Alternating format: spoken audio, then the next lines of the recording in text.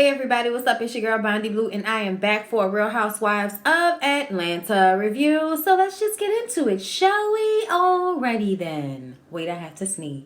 So the episode starts off where the last one ended. They're all on the bus on the way to the glamping trip. And there is an altercation taking place because Portia mentioned how open she is about her anger management, and then Candy and Kenya proceeded to pounce because, bitch, last time we talked about this shit, you were very closed, okay? Bitch, you was a locked door. And Portia just wants Kenya to understand that she has a tone. Bitch, you have a way of talking to people that annoys them, that makes them want to smack you. That is what you do. Okay, and we can all agree with that. But Phaedra decides to diffuse the situation and let the ladies know that we are here to have a good time. And Cynthia, once again, I feel like genuinely asking Portia how she's going with her anger management. And she says she's doing fine. Now, here's the thing. The same shit that she just did at this just did in this bus that diffused the situation is what her ass should have done the last time they sat down and talked about this shit. Like, you know what I'm saying? Now she did it the right way. Oh, I'm good, girl, and it's all good. It didn't even have to be no big old blowout and all of that bullshit that happened last time. But some of you motherfuckers act like y'all don't understand what I be talking about. But she just did it just now. They get to the camping site and proceed to bitch about where they're camping. And it's like, bitch, once again, you're camping. Bugs, dirt, water, the open air, trees. You know, hello, elements, nature, bitch. Them know all y'all decided y'all wanted to bring a buddy. Well, bitch, I didn't plan for your buddies, so y'all have to bunk it up, okay? Y'all have to stay together. And the first person with a fucking problem, Marlo, stupid ass, and I'm calling her stupid because anybody that's on a fucking camping trip walking around with, you know, stilettos and tight ass clothes on, bitch, you're doing yourself and everybody else a disservice. I know we want to act like that's all cute and shit, and I'm trying to stand out, but you're just being fucking extra, and it's stupid. Like, I'm just saying, y'all. Everybody else is dressed for the occasion. When you the only one not dressed for the occasion, regardless, you still look fucking stupid. It doesn't matter that it's Chanel. It's not for the woods, bitch. Okay? It doesn't matter if it's Cameo. It's not for the woods, bitch. You could have stayed your hungry for attention ass home if you was gonna bitch the whole fucking time. Sheree confides in Marlo about the fact that she doesn't know if she should talk to the girls about this situation, with one of the ladies saying that one of the other ladies is a closeted lesbian. We all know who she's talking about, okay? Now, I don't know why it was so fucking hard for Sheree to keep this to herself, but they go out there camping, and it takes them like an hour to pitch the tents and put the tents up. When they finally do, they all sit down, and everybody proceeds to roast marshmallows and have a good time, and Sheree is over there having a fucking stroke because she can't tell the business to anybody because this is not the right time at all. Okay, as soon as we sit down, Phaedra asks Marlo about, okay, it's Ask Marlo time, bitch. What did you bring to glam up the glamping trip? This bitch bedazzled her off spray for mosquitoes and a flashlight. And I'm like, I agree with Portia, bitch. You got too much time on your hands. Checkmate for not having a motherfucking job. Okay, I'm just saying. Like, this how you know you ain't got nothing to do on a daily basis when this is the type of shit that you have time to do. Somebody asked, well, what the hell is going on between you and Kenya? Because y'all mentioned on the bus that y'all ain't friends no more. Y'all, why they say that? Of course, we already know what the situation is. Kenya did not invite Marlo to her housewarming party, did not invite her to her birthday, even though she called Marlo and asked her for an opinion on where and what to do for said birthday, but she invited Nene. So it was obvious shade that she wanted Nene to be there instead of Marlo. So Marlo felt some type of way and was all in her feelings. And the last time they was together at the little pop-up shop, she let, you know, Kenya know, bitch, I don't fuck with you. You're a fake friend, okay? You're baby Nene and you're a bitch, and I don't fuck with you anymore. And so this same sentiment creeps up here. But the only problem is before Kenya can even get a fucking word in edgewise, Marlo starts going off. Bitch, your lash is too thick. You need to slim them out, hoe, okay? Bitch, I know you think you're fire, but you're not, ho. You can't keep a man, okay, to save your life. You can't keep a rich man, can't keep a poor man, and your own mammy don't even want you, bitch. That's how you know how evil you are, because your own mammy don't want you, bitch. And I'm just like, whoa. And everybody else was like, whoa. I think we've gone a bit too far. I think we've said a bit too much. What do you think? I don't understand. You're not even a real character on the show, yet you find so much joy in being such a total fucking asshole. Yes, we all know that Kenya's mom is the main reason that she's all fucked up in the head and not such a good person and a good girlfriend. She's none of these things, and that's because she has issues with her own fucking mom. We know. We know. We know. We don't need you to remind us this ain't the fucking time or place. And so keep saying that shit over and over and over like that. That works on my fucking nerves because we don't know nothing about you, Marlo. We don't even know what the fuck you do every day on a daily basis. We don't have no idea what the fuck you do but dress. We don't know how you get your money. We don't know where you from. We don't even know how old your ass really is.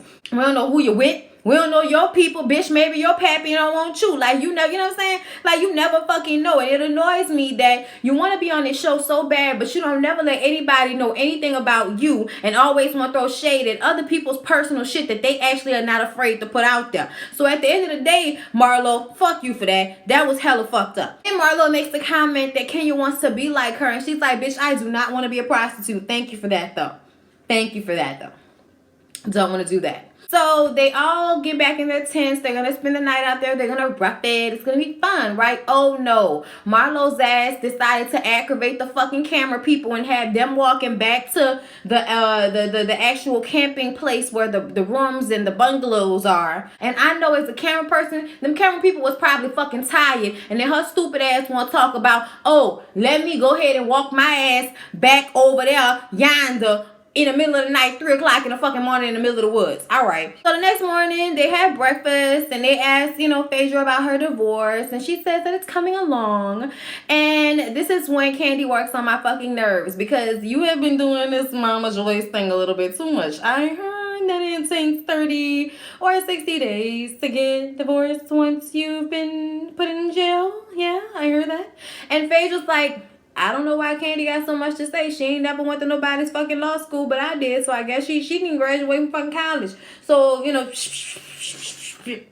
Portia took up for her friend. If everybody agrees to everything, then yes. Okay? And we all know that they weren't agreeing to shit. I don't know why everybody, not everybody, Candy and her fucking messy ass Mama Joyce, I don't know why they're so invested in why she hasn't hurried up and gotten this divorce. So what?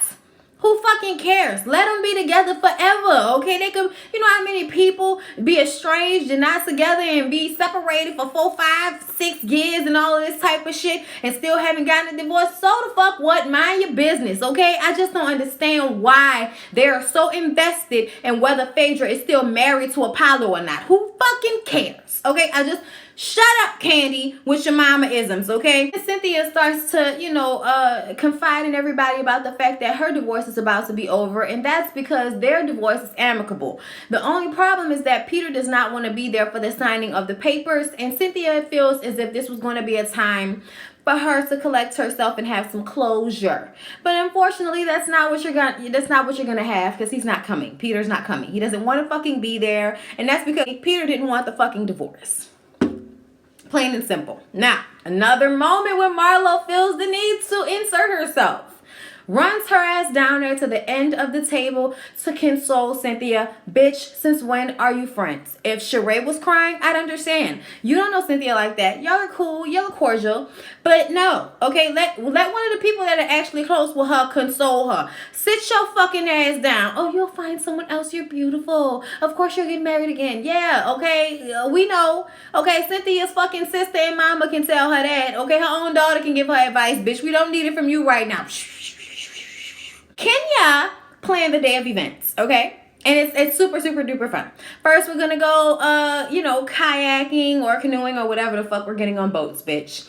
Okay, and of course, Sheree had to flip out. Oh, there's bugs in there. I'm not getting this stanky water on my coochie. This water stank.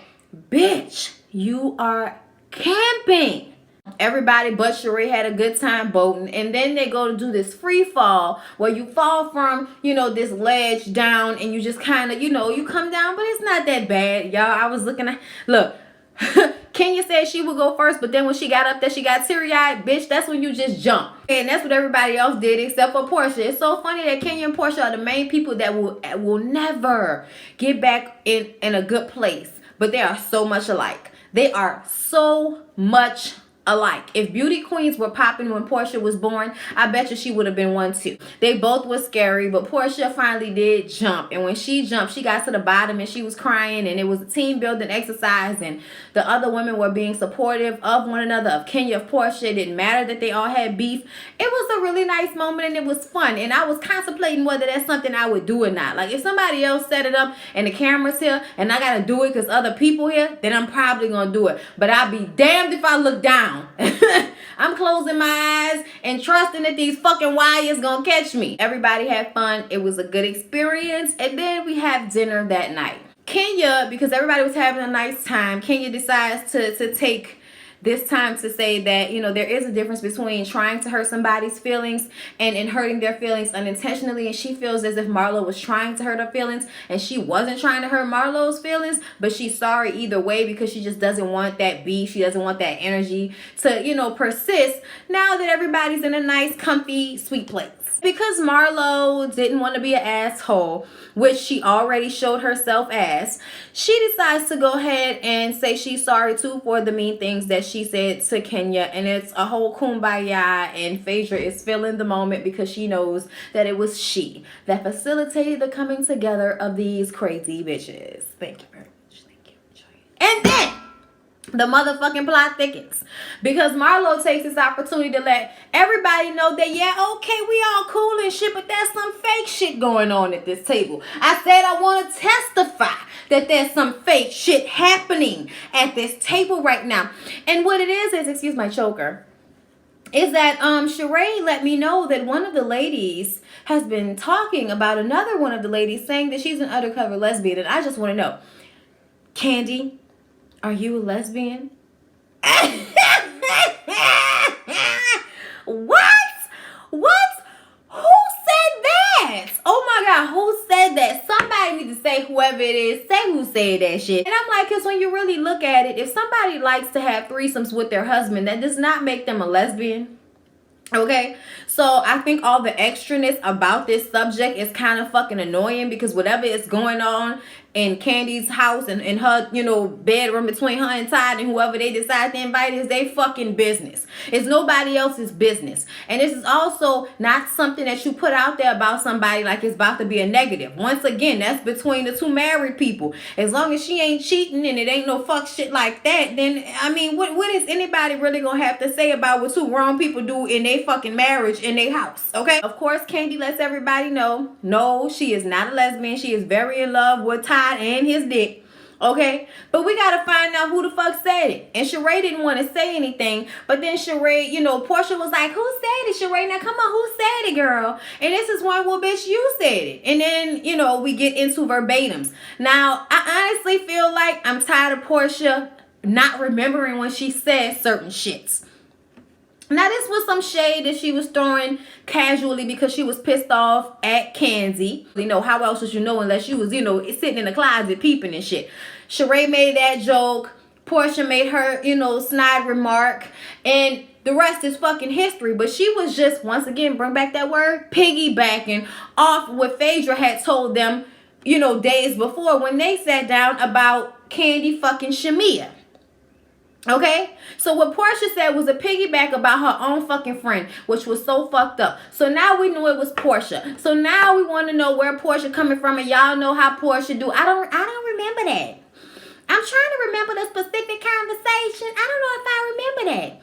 I mean, okay, if I did say it, I was in my feelings. I was being shady. Candy had been shady to me. So I just said what I said. That's all. And it's like, bitch, you could have just said that from the beginning and cut all of this bullshit out. But because you always, like Candy said, trying to cover something up, it makes it even worse and blows it out of proportion. And that's all I've been saying is that Portia handles things in a very immature way. And if she really was a grown woman, all of these arguments about these petty ass fucking things would not continue to happen, just because she would be the type of woman that would be able to say this is what it is and let's move the fuck on, instead of you guys are attacking me and I feel attacked and wah and I'm gonna leave and, you know, bullshit. A lot of y'all don't fuck with Candy. Y'all can say what y'all want, but y'all don't fuck with Candy. And then y'all get mad when other people don't feel that way. I like Candy. I always have. It's just, it is what it is. I'm sorry. Okay? Yes, I call her out when she does stupid shit. I always do, but I always feel like Candy is a little bit more on the side of reason when it comes to certain arguments. And she always stays out of shit, but if she does want to say something to somebody, she's never scared to say something. So when the trailer came out and y'all was talking about Candy was scary because she was crying, I'm like, what fucking stupid ass thinks that just because you cry when you want to fight somebody, you scary? No, it's called emotion and anger. And whenever you feel that much emotion, sometimes you might just cry. But that is not going to stop you from cracking the bitch upside the fucking head. Okay? So I didn't understand a lot of how y'all felt. And that always leads me to believe that there's this bias against Candy because of Mama Joyce and all of the things that have happened. I feel like people have gotten so frustrated with Candy and her family and the whole little old lady gang and all of that bullying shit that they, not real bullying, but you know, they squad up on you like real families do.